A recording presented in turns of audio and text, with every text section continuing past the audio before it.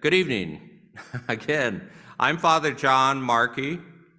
I'm a Dominican friar, and I'm a professor of theology here at Oblate School of Theology. I'm the director of the PhD in Spirituality program.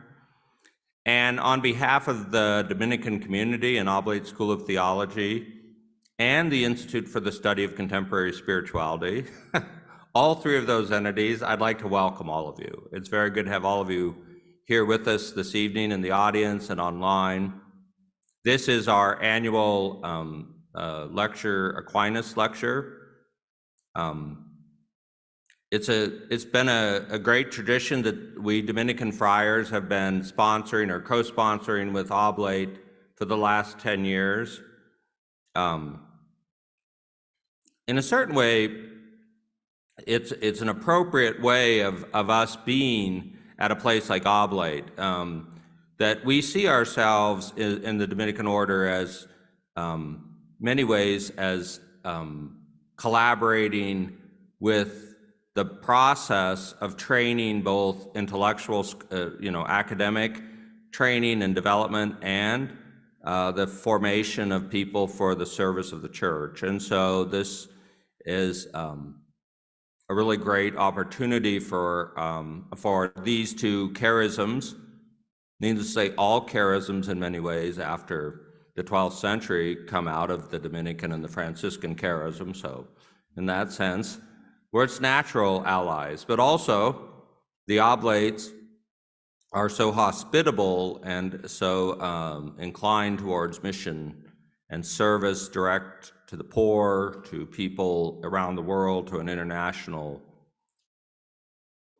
orientation for academic study, that we're very much at home here as an 800-year-old tradition that similarly has always been rooted both in the academy and in the library, as much as in the field hospital, as Pope Francis refers to it, the church, and out in ministry, direct service to people. And we too serve a global church and an international, and beyond the walls of the church or the boundaries of the church into the world as a whole. And so it's very fitting that we're here together and remembering Thomas Aquinas, whose feast day is the 28th, so 2 days away, but we anticipate it with this lecture.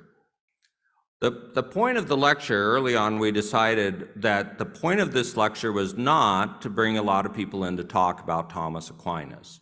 Not that there's no value in that, or that the lecturers never mentioned Thomas Aquinas, but the point of the lecture is, if Thomas Aquinas were alive today and living in San Antonio, Texas, what would he be interested in?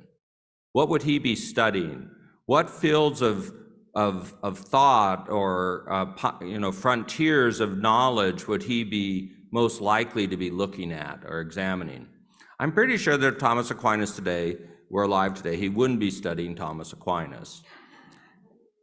That he was, by his very nature, Thomas Aquinas was precisely a theologian who looked ahead and looked behind, drew from the tradition, but for the purpose of enriching and engaging a new world, a contemporary world, a world that was new and yet unexperienced, and going through a lot of changes and difficulties, a lot like our own world. And so tonight we have an opportunity to hear from we've always traditionally invited Dominican brothers and sisters from around the world to come here and speak on a lot of different topics. Tonight we have Dr. Minlib Dallh.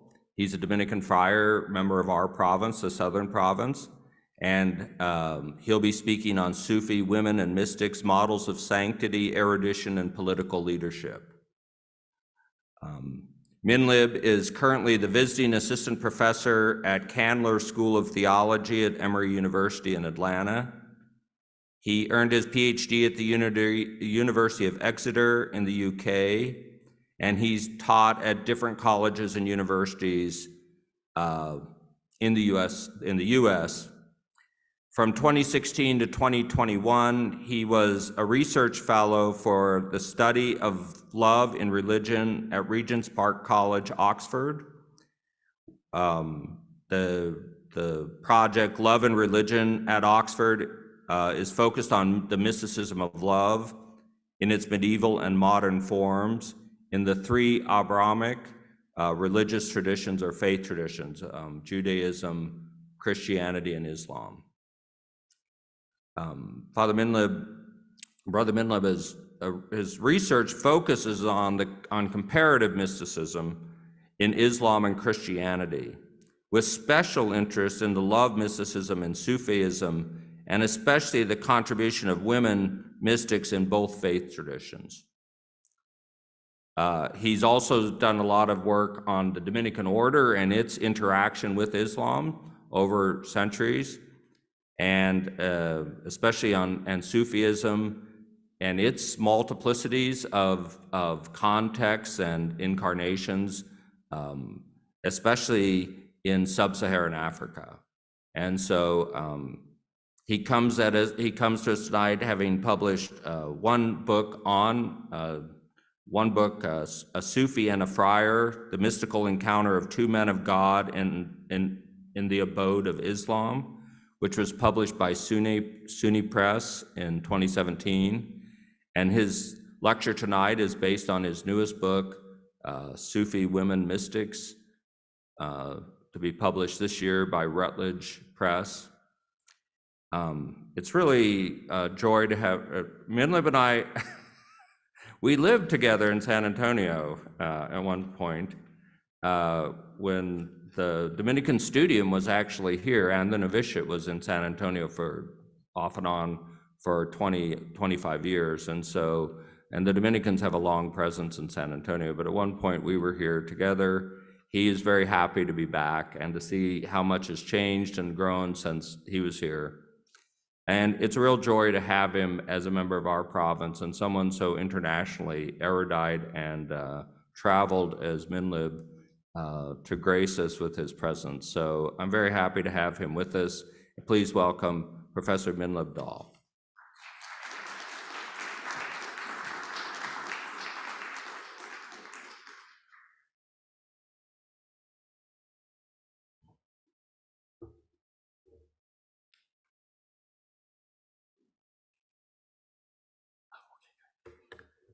Thank you very much, John, for a generous welcome and introduction. It is an honor to be invited, and no doubt a formidable task to follow in the footsteps of the distinguished friars who gave the Aquinas Lecture before me. Above all, it is fitting to thank all of you for coming, those present and those online. My gratitude goes to the Oblate and the entire OST community. This evening, I'm particularly delighted to meditate with you on the mystical lives and writings of two extraordinary women, the Mughal princess, Jahanara Begum, and the Caliph's daughter, Nana Asma from the Sokoto Caliphate.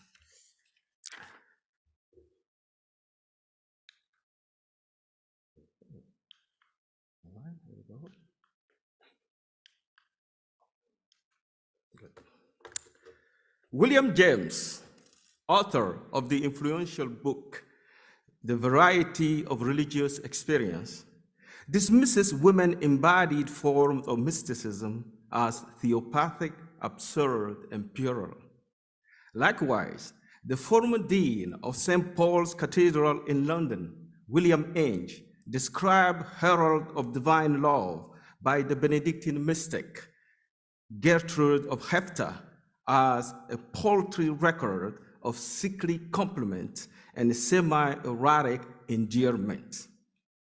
I'm grateful for the opportunity to prove both James and Dean Inge completely wrong.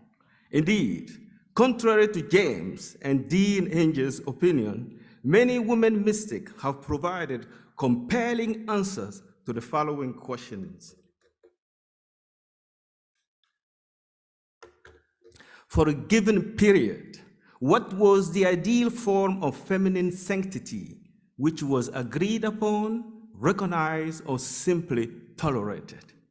What meaning should one give to the feminization of religious language in biographical and hagiographical literature? What are the influences of women's sainthood and holiness upon the models of religious authority in our faith traditions? My meditation this evening suggests a few answers. The mystical affinity of Jahanara, an unmarried and childless Mughal princess, and her eminent position in the imperial hierarchy allowed her to fully participate in the socio-political and mystical landscape, not as a hidden spectator, but as a visible sponsor. The princess's astonishing relationship with her emperor father, Shah Jahan, and brother, the crown prince Darashuko, facilitated her spiritual and imperial achievement and elevated her rank among the Sufis. The caliph's daughter, Nana Asma, was a Qadri Sufi woman, scholar, poet, and teacher who was fluent in multiple local languages and in Arabic. Her reputation for erudition, piety, and social engagement was celebrated throughout the Sahel and the Maghreb. She was a prolific writer and an influential political figure in the Sokoto Caliphate. Her charisma was rooted in the spiritual blessings of her father, and which she cultivated during her lifetime. Her intelligence and intellectual engagement were linked to a marked determination to use her talent for her community. However, before I say more, I must offer a brief historical background on the Dominican study of Islam. The institutional engagement of the Dominican order and individual friars' commitment to Islamic studies goes back to the early years of our foundation in the 13th century. First, at the general chapter of the order in Paris in 1236, Raymond and Peñafort, the third master of the order, was authorized to establish the first school of Studia Linguarum in Tunis, North Africa. Then in 1250, the general chapter of Toledo authorized 20 friars to specialize in Arabic and Hebrew studies. Thomas Amera, who gave this lecture before me, notes that during this period, the 13th century, a movement has developed among the Mendicant orders seeking a rapprochement with Islam, and study played a great deal. Dominican priories began the study of Oriental languages after 1236. The friar preachers' interest in Islamic studies stemmed from the crucial importance of scholarship at the heart of Dominican charisma. Thomas Aquinas, whose brilliant contribution to Christian theology is celebrated today, and countless friars understood clearly that search for truth via rigorous intellectual life is central to Dominican life. David Burrell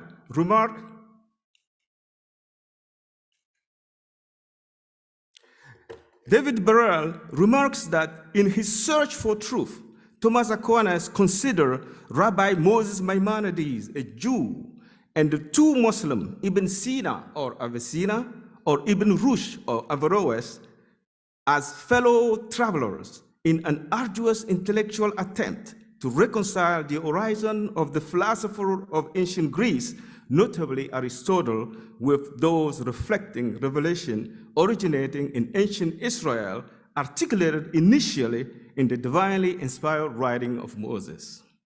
This long intellectual tradition brings me this evening to OST. In this lecture, I will consider the following point. First, a short introduction to Sufism. Then I will explore the mystical language. Third, Jahanara, a Mughal princess and a Sufi devotee. And I conclude with Nana Asma, a Qadri Sufi mystic. allow me to avoid endless debate about what is mysticism, is Sufism mysticism, or whether there is a distinct women's spirituality. At least for now, let me take the position that Sufism is the ascetic mystical dimension of Islam, which emerged from ascetic renunciant mode of piety in the early stage of the religion. From the 10th century onwards, the Sufi of Baghdad came into full view as members of a distinctive mode of piety and renunciation. Subsequently, Sufism took a wide range of pious, devotional, doctrinal, artistic, and later institutional forms. The internal diversity of Sufism over space and time produced a great variety of assessments, and it is almost impossible to suggest an agreed upon definition. Nonetheless, in her insightful book, Sufi Narrative of Intimacy, Dr. Saadia Sheikh from the University of Cape Town, South Africa, proposes a perceptive description, not a definition.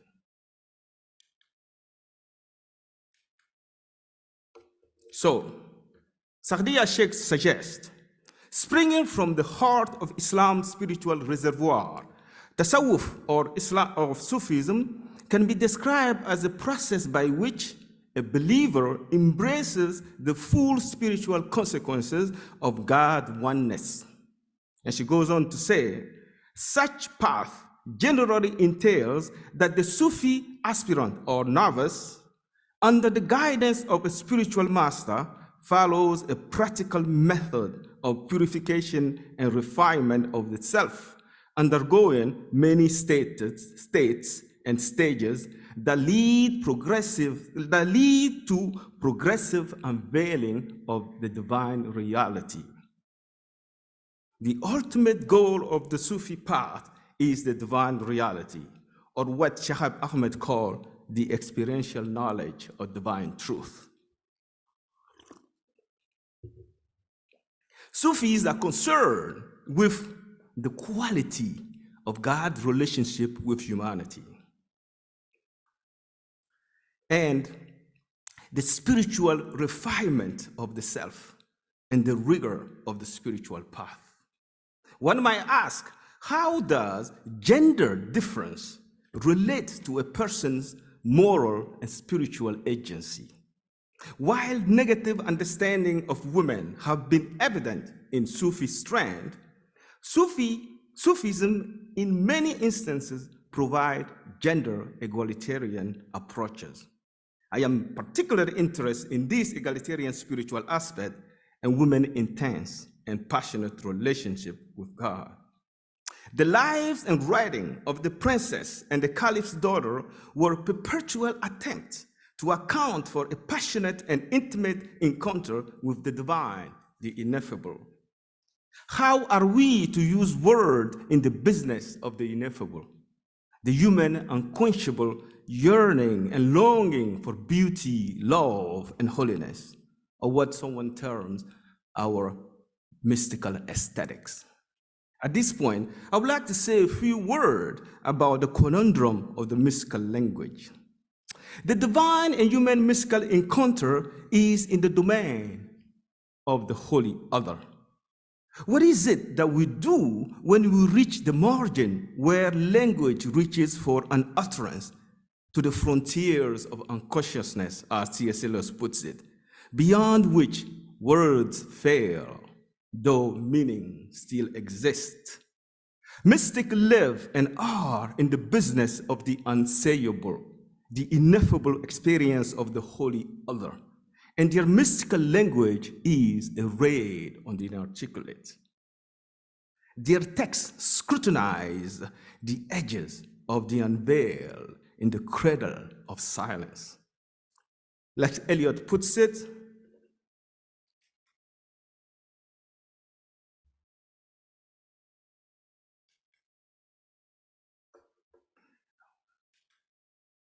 all right, here we go.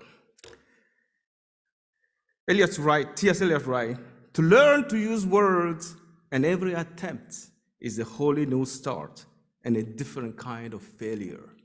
And he goes on to say, and so each venture is a wholly new beginning, a raid on the inarticulate. Princess Jahanara, the mystical language then does not seek to win an argument, but each utterance kneels before the unspeakable beauty that is at once intimate and removed, unbearably absent, but mysteriously present, fragile, and yet somehow indelible to our experience. Princess Jahanara and the Caliph's daughter embodied such mystical language or experience. Their poetics embrace what I term here the darkness of God, borrowing from Dennis Turner. Their art of metaphor makes them orator or spokesperson of the imagination. Now, let me turn to the Caliph's daughter.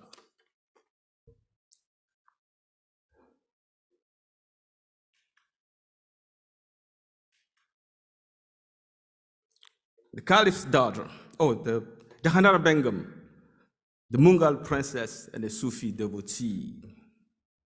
In March 1644, during the celebration of the Persian New Year called Nowruz, the Princess Jahanara Begum Sahib, the eldest daughter of the Mughal Emperor Shah Jahan and his beloved wife Mumtaz Mahal, suffered a terrible accident. Her skirt caught fire and she sustained serious burns to her body and nearly died of her injuries. The Emperor Shah Jahan exhausted all resources and even repealed his own imperial decree in an effort to restore his daughter's health. The court biographer Inayat Khan, in his Shah Jahan Nama, called the Book of Shah Jahan, celebrate the princess's recovery from this horrific incident. I was going to talk to you about this first, but okay, this is important. This is the Mughal Empire at its highest. So this is pre-colonial. Then I'll show you how the colonial land looked like after this. This is it. So you got India, you got Pakistan, you got all the different kind of countries. This is the shift before the English and after, before the English and after the English. But anyway, so let's read what Inayat Khan has to say about the Mongol princess. So this is important, give you a good sense. So Khan writes, after the accident, the celebration of your health is better than spring for the world. Your well-being is the ornament of the garden of the world. He goes on to say, in the confines of the candle, the flames were restless, and in their restlessness, they jumped on your skirt. The spark and flame acquire honor and respectability by touching your noble skirt. The candle became ashamed, and the moth left in disgust for its crime in burning you. You are the sea of mercy, and your blisters are pearls. Jahanara was the apple of Shah Jahan's eye, and she was known as the great lady, the princess of princesses. After the tragic death of her mother, Mumtaz Mahal, during childbirth in 1631, her father Shah Jahan nearly bankrupted his empire in building the Taj Mahal in Agra. In her memory, this architectural marvel is rightly called a teardrop on the cheek of time. Upon the untimely death of her mother, the 17-year-old unmarried princess became the head and administrator of the royal harem, meaning the ladies' quarter. Unlike any royal Mongol woman before her, she was made keeper of the imperial seal. Jahanara functioned as Shah Jahan consort queen, a confidant, a trusted advisor in matters of war and peace. Furthermore, Jahanara conveyed spiritual and political visibility by commissioning impressive sacred monuments, ordering massive almsgiving, endowing Sufi lodges, and enlisting Sufi masters as patron saints. In doing so, she played a fundamental role in preserving both traditional and popular piety, particularly the cult of Sufi saints. The princess was born on March 23rd, 1614 in Ajmer, the auspicious Sufi pilgrimage city and final resting place of the foremost Chishti Sufi order, Sheikh Muhyiddin Chishti. Ajmer was not only Jahanara's birthplace, but also her spiritual axis mundi. The court poet Abu Talib Kalim, in his Masnavi, praises the princess. Though the Princess Jahanara is on the apex of sovereignty of the son of fortune, Shah Jahan, she is always hidden beyond the cloud of chastity. May the second Maryam always endure the splendor of the King of the world.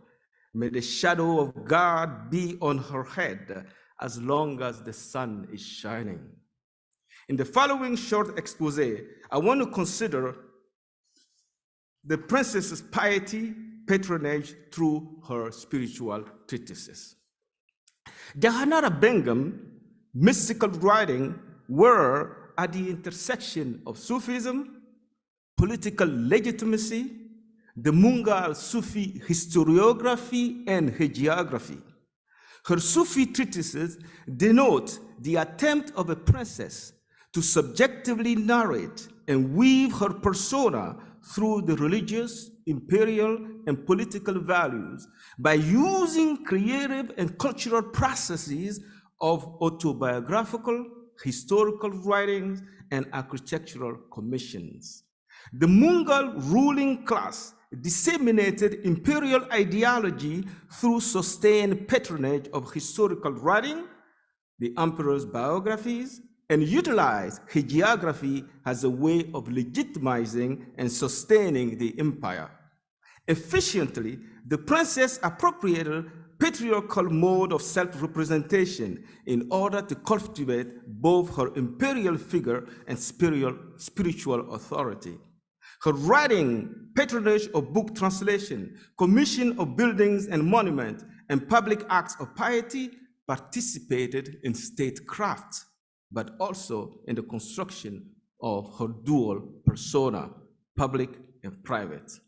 Jahanara wrote two mystical treatises, or rather, two devotional hagiographies. The first, Munis Arvas.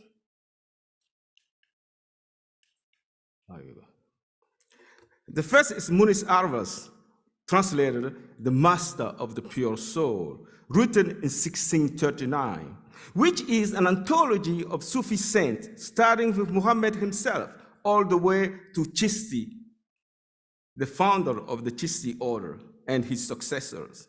The second is a hagiography of her own spiritual master, the Qadri Mullah Shah, called Risala-i Sahibiya, Epistle of Lady Jahanara, composed a year later in 1640. Through her writing, one can explore issues of identity, religion, and gender, and how these themes are at play. Jahanara creates a savvy authorial portrait of her spiritual persona. Ultimately, her two sacred biographies indicate the crucial role that mystical Islam played in facilitating her broader participation in the socio-religious milieu of Mungal India. Ashfan Bukhari has this to say about those two treatises. She notes, These public and pious testimonies use the language of mysticism to express socio-political and religious subjectivities, as well as to expose a feminine space in Islam.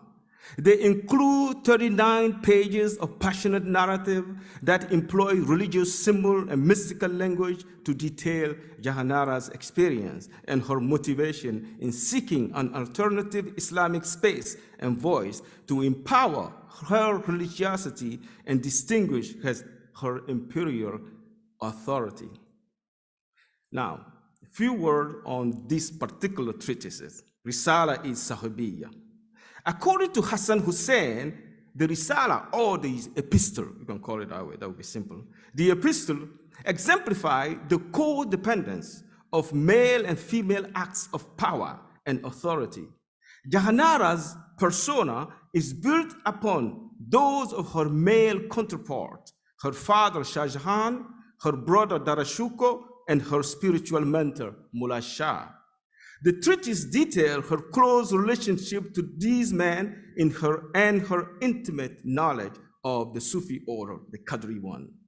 This book is a witness to her mystical path under the guidance of Mullah Shah and her mystical initiation and realization. She writes, "When I realized the truth that for existence, annihilation is necessary, so I decided to follow this Sufi mandate. Die before death. Don't wait for death to extinguish you. Die before death to become one with God." The epistle opens by praising God and his messenger and first companions of Muhammad, and also include Mullah Shah hagiography, the princess' poetic contemplations, and account of her intense mystical experiences. Here as well, the treatise captures her mystical experience as a female and an imperial figure. Her mystical prose and poetry reveal both her private and public persona, as well as visible and hidden self. She expresses her appreciation of Mullah Shah's spiritual supervision and embraces the stage of purification known as annihilation of the lower self. Her reverence to her spiritual master is unmistakable. She writes,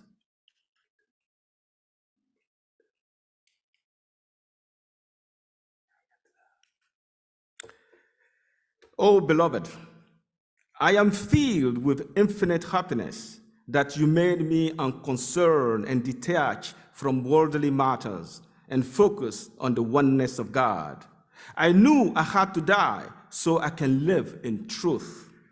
I have neither the wealth of this world or the next. I am without bag and luggage, but have attained the means of reaching divine knowledge and union."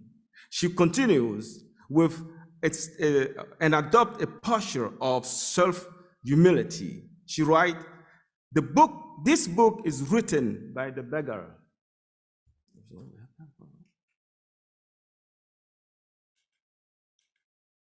Yeah, here we go. This book is written by the beggar, slave, and disciple of Hazrat Mullah Shah, Jahanara, daughter of King Shah Jahan. Hazrat Mullah Shah is the master and guidance of this old age woman. This booklet consists of short stories that are valued to write them down, having accepted the refuge of my master in the quest of closeness with God. The princess acknowledged that her words cannot express the depth of her master's spiritual grandeur. She notes, "Although words are not enough and pen does not have the strength to write about my master, years are required to write a single word about him. My tongue does not have the courage on how I should write about that person who is perfect with his characteristics and qualities. Many centuries will be taken to write about him." The 17th century's Mughal poet, Tawakkul Beg Kulabi, a disciple and biographer of Mullah Shah, confirmed the princess' preeminent stature on the Sufi path. She was the most accomplished disciple of Mullah Shah and would have been his successor if women were allowed to occupy the exalted position of sheikh. Mullah Shah lamented, if Begum Sahib were a man, she would be my successor. Tawakkul Beg writes, Shah Jahan passed through all the normative vision and attained a pure union with God and gained an intuitive perception. Mullah Shah said of her, she has attained so extraordinary development of the mystical knowledge that she is worthy of being my successor. The epistle is first a hagiography of Qadri Mullah Shah. Second, it examines the princess's mystical journey through which she negotiated her Sufi persona, official identity, and reclaimed her Timurid heritage. These multiple assertions allowed her to kindle the light of Timuria. Like the Mughal princess, grace and devotion characterized the caliph's daughter, Nana Asma, to whom I now turn.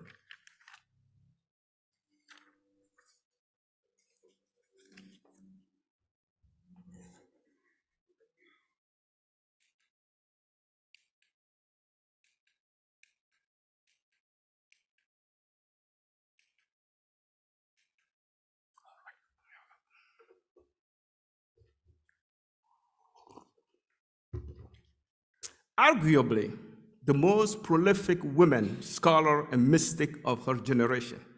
Nana Asma'u was born in 1793 in the community of Dejer in the Hausa land in northern Nigeria.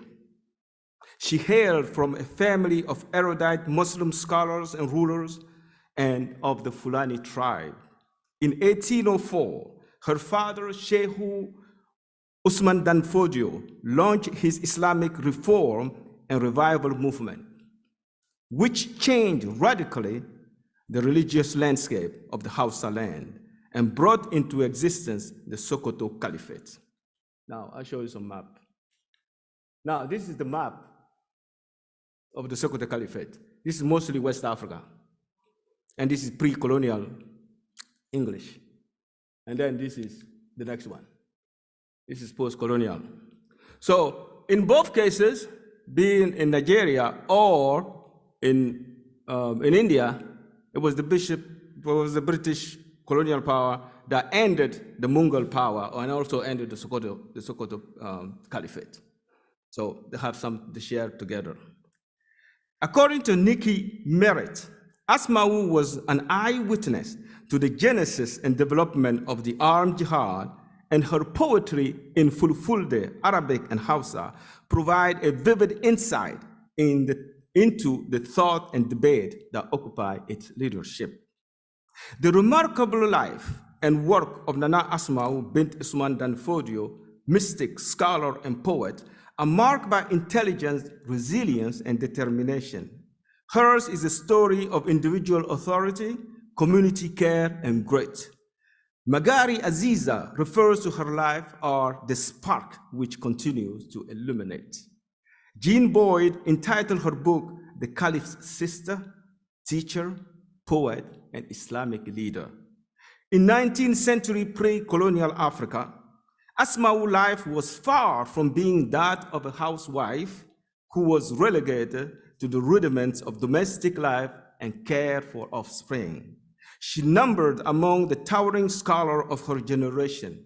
Like many scholars, she established a pattern of conduct to be emulated by ordinary believers. She led her community in commendable moral and intellectual life, which were faithful to the prophetic tradition and the precept of the Quran. It seems that from the beginning, Asma'u was a girl destined to great achievements. Though her mother, Maimuna, died when she was still a toddler, Asma'u and her twin brother Hassan were brought up by their stepmothers, who were themselves learned in Islamic tradition and steeped in the Qadri Sufi practices. Fodio's clan insisted on women's religious education. Children of both genders were systematically educated by their parents with the help of the extended family. Most of the clan members were literate in Fulfulde, their first language, in Arabic, the pedagogical language, Hausa, the lingua franca of the region. These three languages was written in Arabic script, and it's called, when it's done, it's called Ajami. In her case, Asma wrote her work in Hausa, Fulfulde, Arabic, but was also fluent in a fourth language, Tamashek, spoken by the Tuareg people. Furthermore, there was a large and active group of women scholars, intellectuals, and writers in practically all generations of the Fodio clan. In fact, the root of this remarkable and artistic ferment went back to 2 generations before the birth of her father, Usman. A circle of erudite women scholars nurtured Usman's own life. His wives, Maimuna, Aisha, distinguished themselves as religious scholars. They bore him sons and daughters who were famous for their intellectual and artistic pursuits. Asma's political, theological, and even mystical worldview were shaped by a classical Islamic education and her father's reform ideas.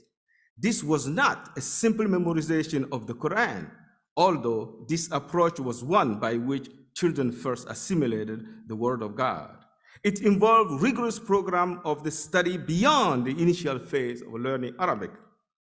Under the tutelage of her father, stepmothers, sisters-in-law, Asma studied Islamic philosophical texts, prayer, mysticism, legal matters, and the doctrine of the oneness of God. Nana mastered key Islamic discipline and was well-versed in Arabic grammar, rhetoric, and poetry. Let me give you a few examples of her literary output. Well, I chose 2 kinds of literary outputs: her dirge songs of lament, and her intellectual correspondence.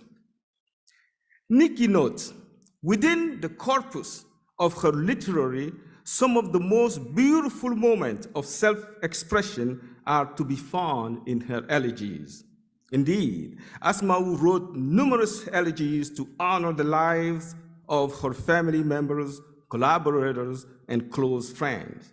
In addition to elegies, she mastered different genres of Arabic, Hausa, and Fulani poetic repertoire. It is not surprising that her poetic genius is still celebrated to this day. Her poems are recited by artists who have committed them to memory. Professionals and amateur copyists and conventional publishers kept up the circulation of her poems among the masses throughout Nigeria and beyond. Her poetic agenda is unmistakable. She seeks in her writing to inspire orthodox living, to teach proper Islamic eschatology, and to underscore the central role of the prophets. The same agenda is found in other poems. These songs of lament were not a vehicle to express, was not only a vehicle to express sorrow, lament, but also a tool for spiritual uplifting, a call for moral righteousness, and a reminder of the fragility of human condition. Her songs of dirge were abbreviated hagiographies in which the deceased's political position, power, and wealth were simply irrelevant. Remarkably, in her dirge songs, there is no gender distinction. She ascribes the same attribute and virtue of charity, hospitality, erudition, social responsibility to both men and women. Merit believes that the undifferentiated treatment of gender by Asma is more profound than simply crediting women on the same moral scale. In her choice of language, she points toward even greater equality. For both sexes, death is presented as a journey. Now, one lamentation that we'll read in a minute. Yes. So this is a lamentation for Aisha. Aisha was one of Nana's collaborators. So it goes. The death of my beloved Aisha remind me of those who have passed away from among the wise, the pious sisters. My sorrow, my loneliness, and a melancholy increase the flow of my tears on my cheeks into torrent. At the loss of the noble Aisha, oh, what a woman, having all virtues. She was a guardian of orphans and widows, a pillar of the community, ensuring harmony. I am desolate over losing her, for she was my bosom friend, my confidant, and earliest days. And she concludes, the depths of my sadness and loneliness after her death has grown on the multitude of sorrow, the deepening of my gloom. May he, God, widen her resting place and grant her entry to the highest place in paradise at resurrection. Beside her dirges songs, Asma exchanged numerous correspondence with many religious scholars of the Sahel and the Maghreb.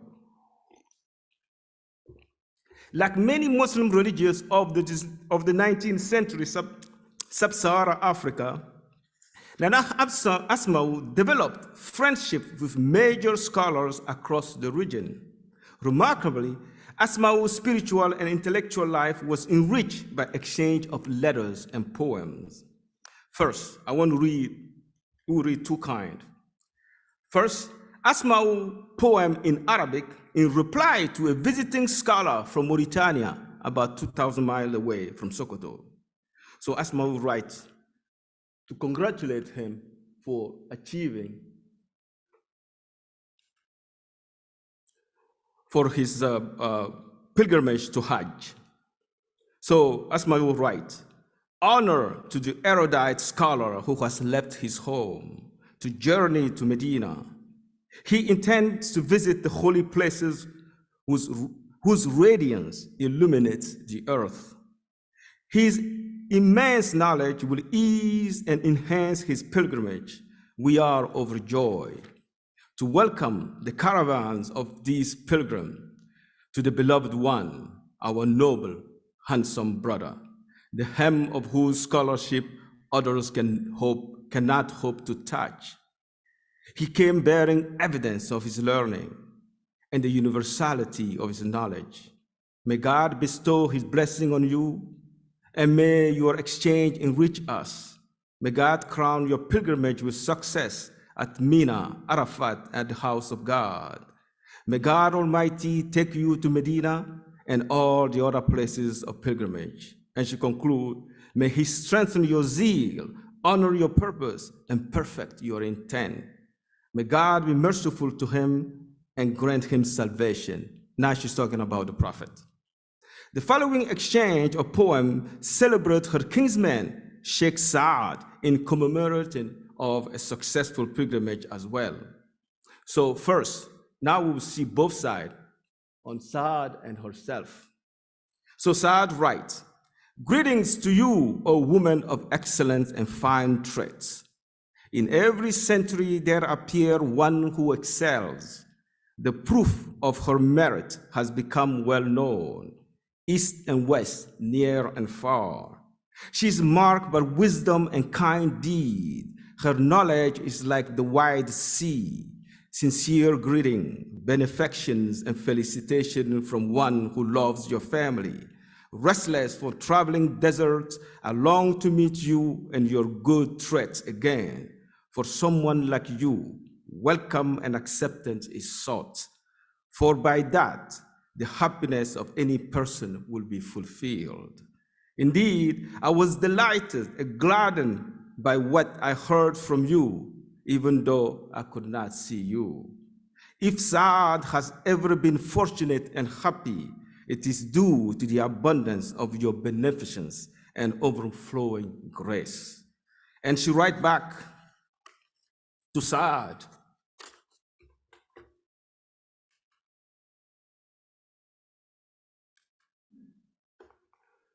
so Asma writes back, warmest greetings to the distinguished scholar, the embodiment of good deed and defender of religion.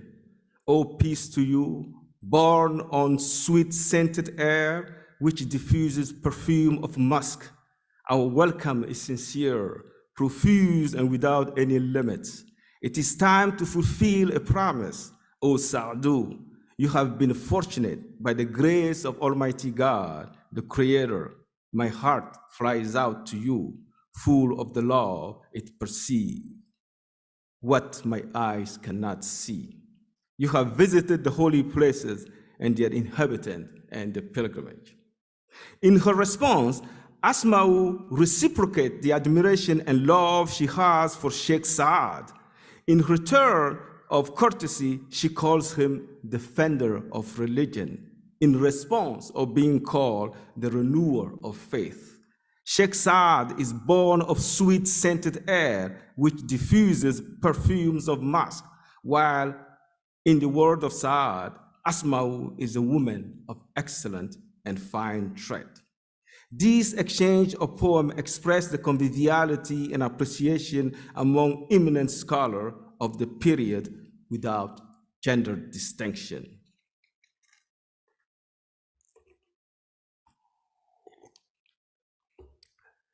The Princess Jahanara of the Mughal Caliph and the Caliphs of the Mughal Empire and the Caliph's daughter, Nana Asma, wield political and spiritual power in their respective milieu.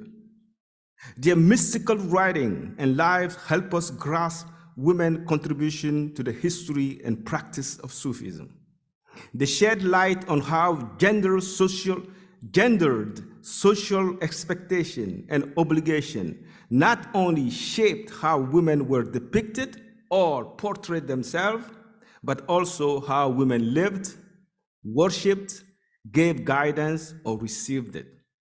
I would like to conclude on two notes. First, the epitaph on the Princess Jahanara's tombstone, and the last one will be a short stanza. All right, here we go. So, when Jahanara died, she commissioned this epitaph on her tombstone. It reads, "Let no man cover my grave, save with green grass. For this grass is the fittest mantle for the tomb of the lowly one, of the lowly Sufi devotee." And when Asma died in 1865, one of her brothers, Isa bin Usman Danfodio, fondly remembers her. The square in front of the red abode house was too crowded to pass through. No one was left unmoved. Even men were crying. She benefited the elderly and helped the poor. Asma was the benevolent one, the peacemaker, the healer of hurt, our brilliant shining light. I had love and respect for her in my heart. Thank you very much.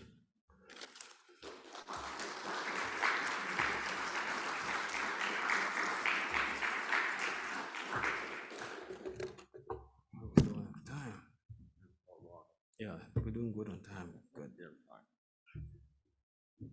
We have about 20 minutes for questions, and Victoria will be reading those that are online, and anyone here, I'll turn on the microphone here, the microphones, and if anyone wants to just come up and ask a question, that would be fine.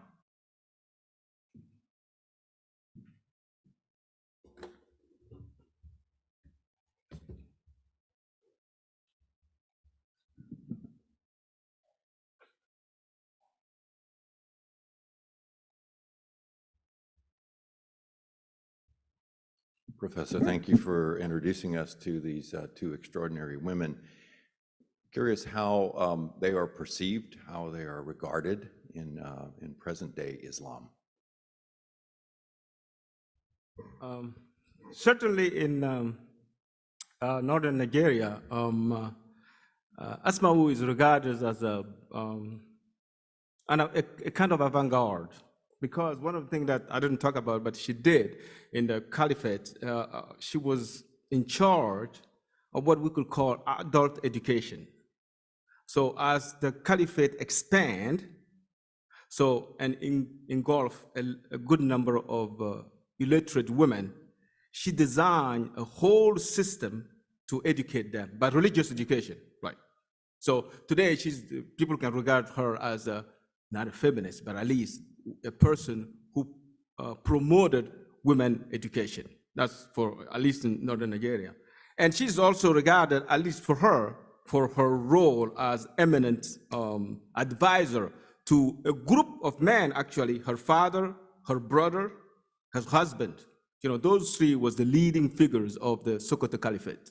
So she's regarded as a woman, a pioneering woman in political presence before the people.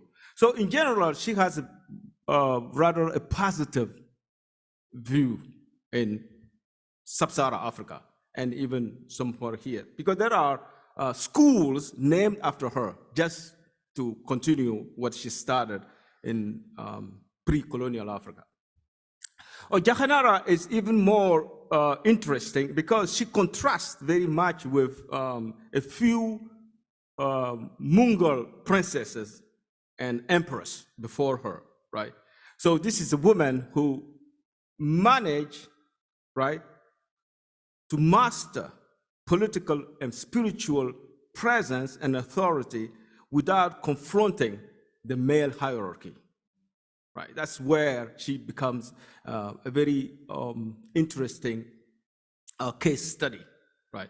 So, I mean, if you know the story, it's like when Shah Jahan is probably the most successful of the Mongols, you know. And then after him, before him, that's always the case in royal families, you know, who's gonna succeed the father. But what happened is that Darashuko was the crown prince, but he was eliminated by his brother, his younger brother, Aurangzeb, who took power. And so there was a serious fight going on, and Jahanara took the side of Darashuko, who lost. Right? And when he became emperor, then she negotiated the rift between her father, Shah Jahan, who was still alive, and Aurangzeb, who became the emperor. So she's also regarded as a formidable figure in that particular Mongol empire. One of the Mongol, you could say that unlike the Safavid in Iran and the Turkish, the Ottoman, right? The Mongol women have shown extraordinary presence in the affairs of the Mongol power for multiple reasons. But they you know, so there is a long tradition since Akbar, right? His wife, his mother-in-law, his grandmother, those ladies have always been present in big decision-making, even going to war or not going to war, you know. So anyway, see if that explains a little bit, you know. So both, to conclude, it's like both women are well received, you know. We have a question online here. In speaking about Jahanara, you spoke about annihilation of the lower self. Could you say a little more about this? Oh, sure. Yes. In Sufi tradition, the path of purification, right?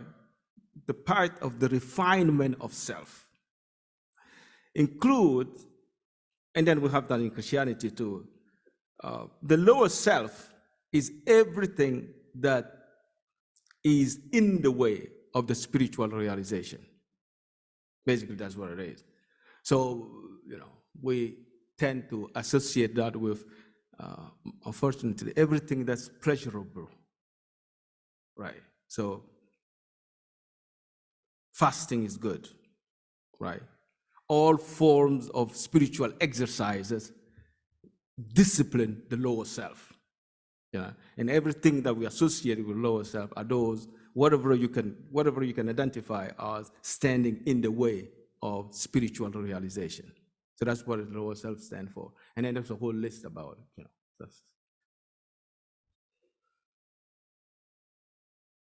We have another question online here.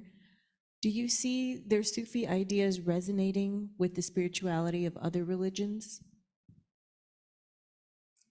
Well, in so many ways, I mean, I was saying to Marcos that I don't like the expression Abrahamic tradition. I like to call them the three-faith tradition, just call them that way, because it's kind of complicated, this Abrahamic thing.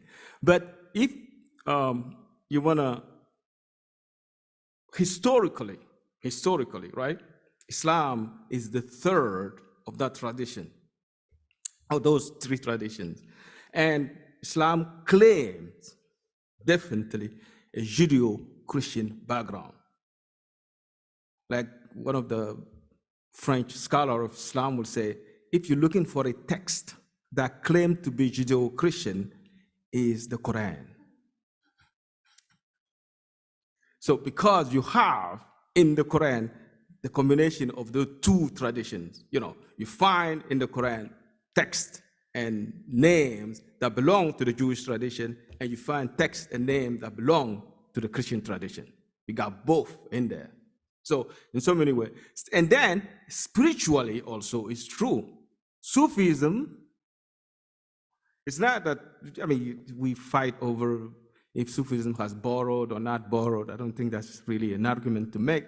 But Sufism and Islam coming at the third in the same milieu, right? In the same geographical milieu, definitely integrate what was there before, right? And Muslim would say, the Quran, I mean, Muslim will claim the Quran is not bringing a new dispensation. What the Quran is doing is correcting previous dispensations, right? So in so many ways, you have that feeling also in the spirituality of Sufism. So, you know, the Sufi tradition, like I was explaining, is like Saadia Sheikh was saying, is based, that's what I like what she was saying, is that a person takes seriously the consequences of the oneness of God. And that is the path. And that oneness of God is shared by the Jewish tradition, the Christian tradition, and the Islamic tradition. So in so many ways, you know, we have a lot that we share.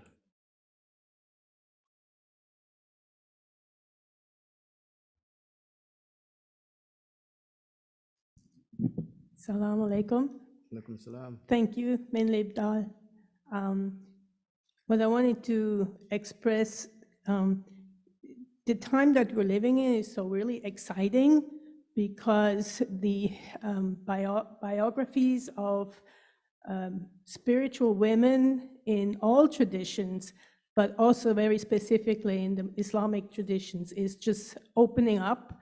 And sadly, we probably have a lot of material and stories that have been lost due to negligence and burning and all of those restrictions. But thank you for your work and bringing these two ladies out. And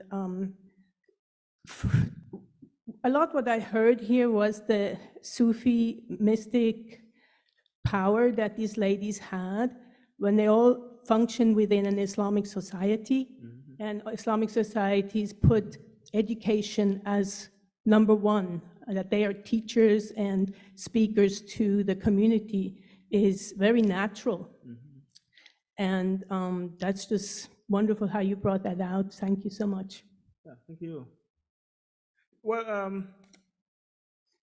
mean, I think it's true also for most traditions, particularly in pre-modern time, right? In pre-modern time, I mean, a good number of us who are interested in text, somebody said in text we trust, right? Oh, unfortunately, if you don't have a text to back up, you know, any kind of presence, you probably have all the difficulties trying to prove anything. And unfortunately, in pre-modern time, it's not just in Islam, it's true for Christianity too, we do have a lack of resources when one is dealing with women. That's just, just the way it is. And in Islam, it's even, the texts that we have are largely biographical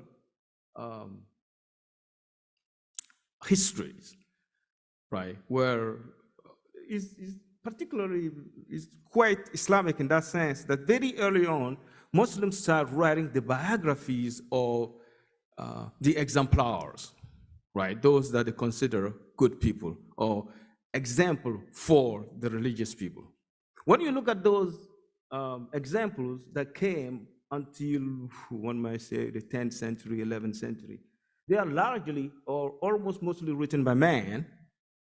And like Ibn Jawzi writes, like 6,000 of those guys, and then you have like 120 women, right?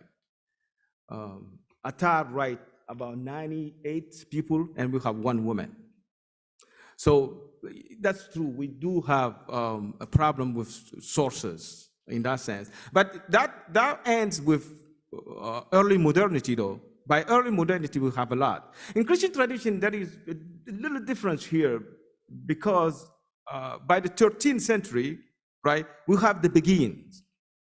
And the text of the Beguines have came down to us. So that at least, by the 13th century on, we do have texts. Particularly, we're talking about women mystics. That's what I'm interested in, right? So there are texts, but that's just how history goes.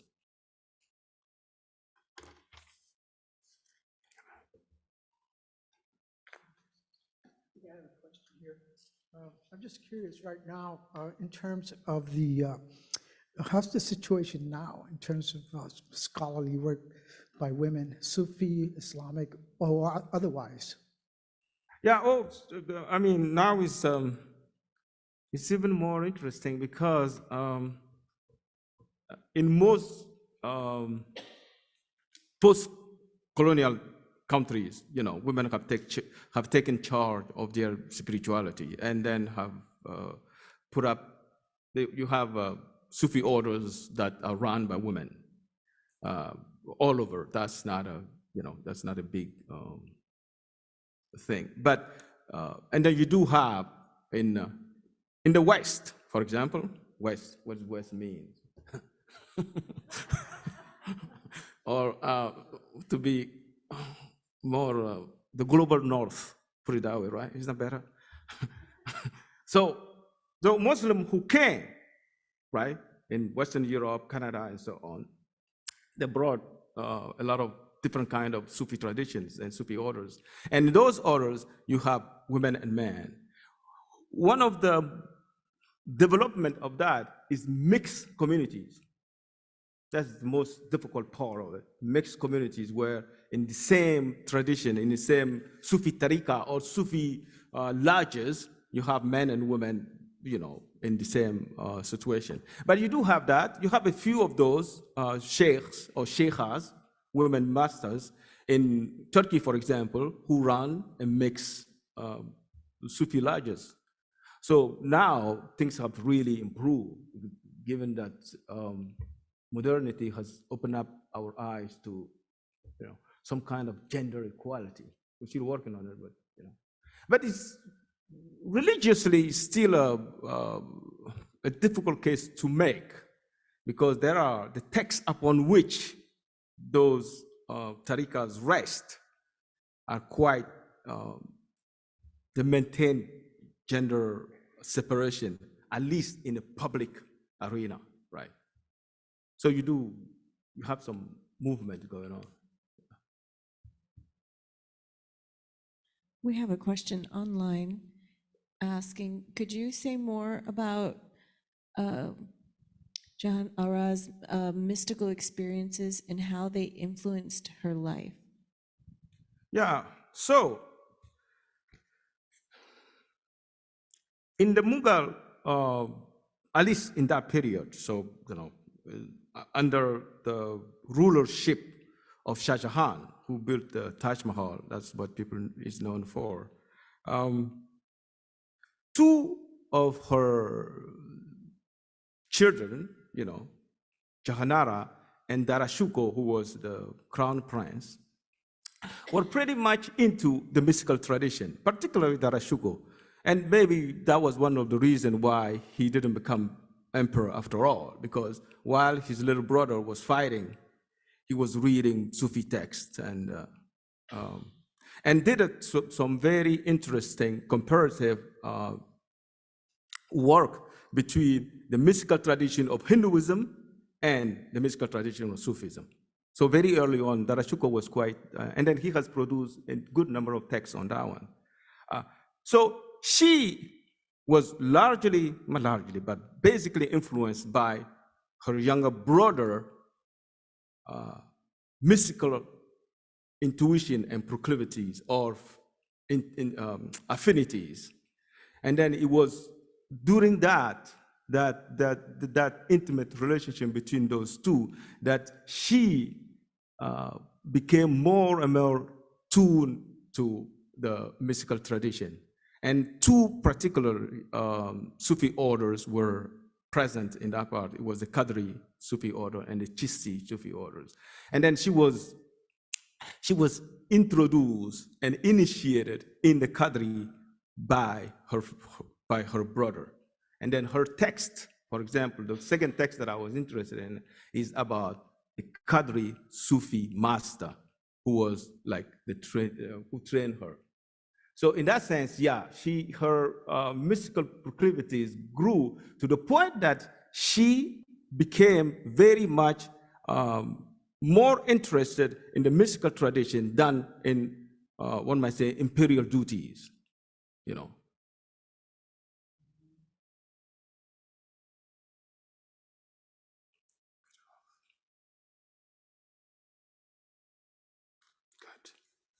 Well, conscious of time and your efforts, we appreciate very much, Minlib, you being with us tonight, and thank you all for being with us, both online and with us here. And again, we'd like to give our appreciation. Thank you very much.